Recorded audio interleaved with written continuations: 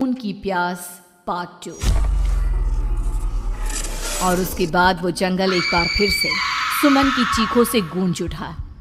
लेकिन आज की रात सुमन की चीखों को सुनने वाला वहां पर कोई भी नहीं था। अगर वहां पर कोई मौजूद था तो बस हरिया, जो कि अब एक भेड़िए में बदल चुका था। सुमन के बालों को पकड़कर घसीटते हुए वो जंगल के बीचों बीच एक जगह पर ले जा रहा था। अगली सुबह गांव में। अरे भाई, पता नहीं क्या बात है, अपने गांव का हरिया किसान और उसकी पत्नी सुमन दोनों गायब हैं। दोनों का कोई अता पता नहीं। अरे कैसी बातें कर रहे हो भाई, ये कब हुआ है? अरे पूरे गांव में खबर फैली पड़ी है। कल रात को दोनों खेत की तरफ जा रहे थे, लेकिन लौटकर आए ही नहीं। तो हो सकता है अपने खेत पर होंगे। पूरा गांव ढूंढ कर आया है भाई। जानते हो क्या मिला वहां पर? क्या हुआ भाई? क्या मिला? बताओ हमें, क्या मिला? अरे हरिया की पत्नी सुमन के कपड़े पड़े हुए थे। शरीर का एक एक कपड़ा फटा हुआ झोपड़ी के बाहर पड़ा था, लेकिन दोनों पति पत्नी का कोई पता ठिकाना नहीं था। अरे भाई, लेकिन उसका जो दोस्त है ना रामू किसान, उससे पता करके आते हैं ना। अब तक तो दोनों साथ ही खेत पर जाया करते थे। हाँ, हमें उसके घर जाना चाहिए भाई। चलो वहाँ चलते हैं, चलो। वो सारे लोग रामू के घर पर पहुंचते हैं। रामू अपने घर के बाहर बैठकर हुक्का पी रहा था। आज सारे के सारे लोग टोली बनाकर मेरे घर क्यों आ रहे हैं? क्या कोई मर गया क्या भाई? अरे कैसी बातें कर रहे हो? तुम्हारा सबसे अच्छा दोस्त हरिया और उसकी पत्नी गायब है और तुम यहाँ बैठकर हुक्का पिए जा रहे हो हैं? रामू ने अजीब सी नजरों से उन सब गांव वालों की तरफ देखा, जिसकी वजह से वो लोग एक बार के लिए डर गए। गायब है? अरे गायब नहीं है, मुक्ति मिल गई है। उन दोनों को मुक्ति मिली है। इस दुनिया में आकर हर इंसान पाप करता है और उसे उसके पापों के लिए मुक्ति मिलना बहुत जरूरी है। अरे ये कैसी बहकी बहकी बातें कर रहे हो भाई, हैं? और इसका चेहरा अजीब सा क्यों लग रहा है?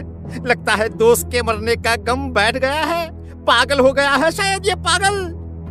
ये बात सुनते ही रामू चीख कर जोर से चिल्लाते हुए कहता है, पागल मैं नहीं हूँ, पागल तुम सब हो। और ये शैतानी जंगल अब तुम में से किसी को नहीं छोड़ने वाला, सबको खा जाएगा। याद रखना मेरी बात। शैतानी जंगल? कैसा शैतानी जंगल? लगता है रामू पागल हो चुका है। हमें यहाँ से चलना चाहिए भाई। चलो। तभी रामू की पत्नी बाहर आती है। नहीं, आप लोग इनकी बात का बुरा मत मानिए। 2 दिन पहले हरिया के साथ खेत पर गए थे। जब से वहाँ से आए हैं तब से ऐसी ही बातें कर रहे हैं। भगवान जाने ऐसा क्या देख लिया उन्होंने, खेत में कुछ भी बड़बड़ाते रहते हैं। लेकिन गांव के लोगों ने कमला की कोई बात नहीं सुनी और वो सब वहां से चले गए। रात अब धीरे धीरे ढलने लगी थी। तभी अचानक किसी ने धीमी सी आवाज में रामू को पुकारा। रामू, आ जाओ, मैं तुम्हारा इंतजार कर रहा हूँ। और सुनो, अपनी पत्नी को साथ लेकर आना, नहीं तो काम अधूरा रह जाएगा। ये आवाज सुनते ही रामू के चेहरे पर शैतानी मुस्कुराहट आ जाती है। वो धीमे कदमों से अपने घर के अंदर आता है। क्या हुआ? तबीयत ठीक है ना अब आपकी? मैं तुझे अपने साथ खेत पर ले जाने आया हूँ, चल। मैं तुम्हारे साथ कहीं नहीं जाने वाली।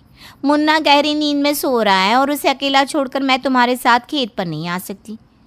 वैसे भी तुम्हारे उन खेतों में भगवान जाने कौन सा राक्षस घूम रहा है, मुझे तो डर लगता है।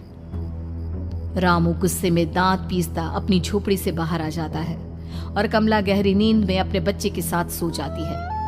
तभी अचानक रात को रामू की झोपड़ी के ऊपर एक साया वही गाना गुनगुनाते हुए घूमने लगता है जो हरिया के मोबाइल में बजा करता था। मैं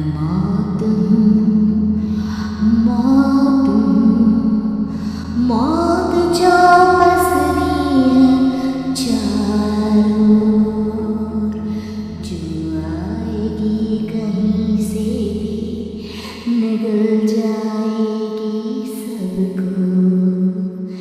मैं मौत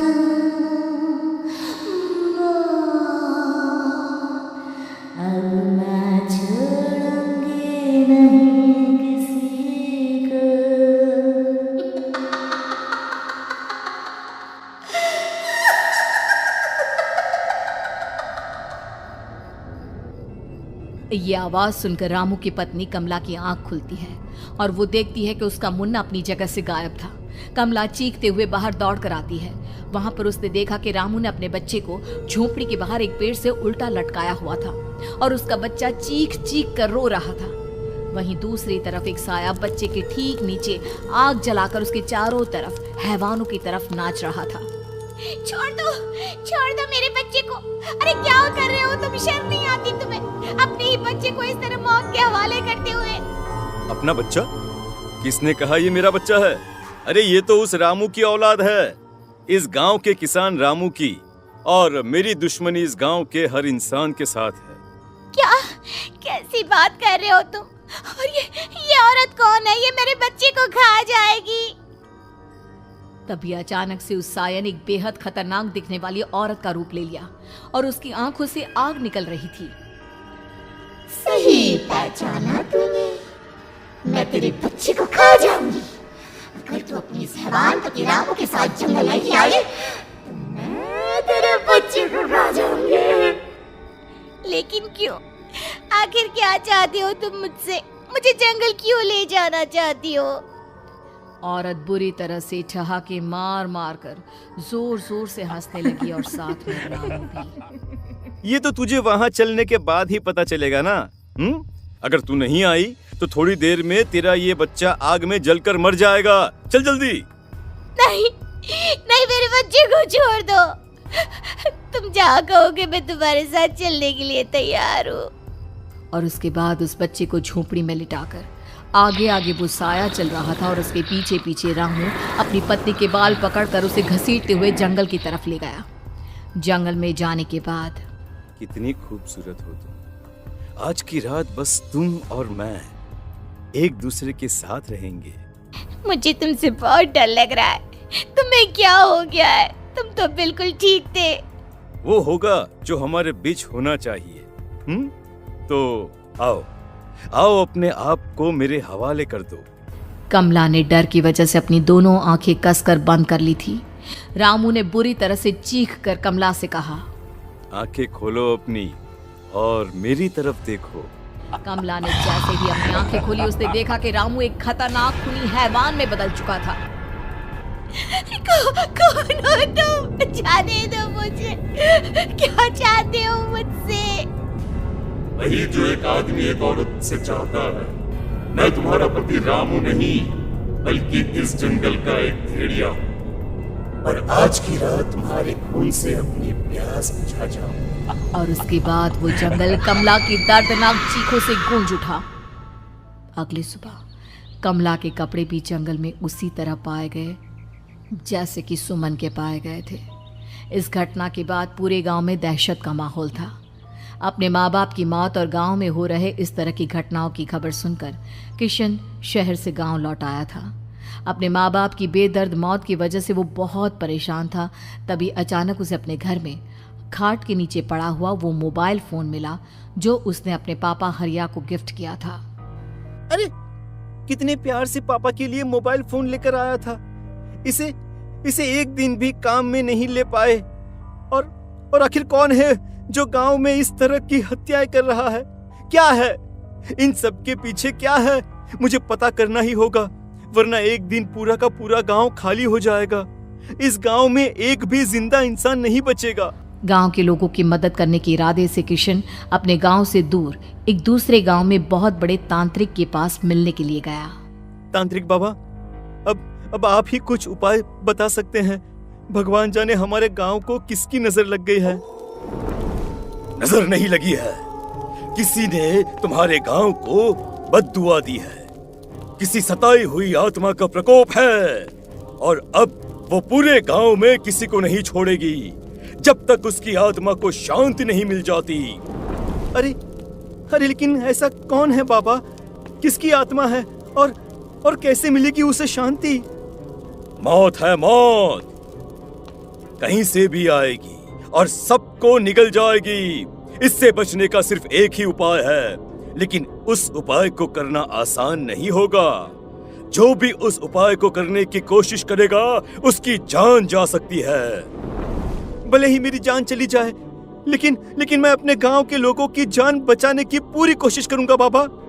तो ठीक है फिर, अगली अमावस की रात जैसा मैं कहता हूँ वैसा ही करना। अमावस की रात तांत्रिक के बताए अनुसार किशन अपने साथ केरोसिन लेकर जंगल की तरफ चल पड़ा। उसके हाथ में देवी के मंदिर का सिंदूर भी था। किशन जंगल के बीचों बीच पहुंचा।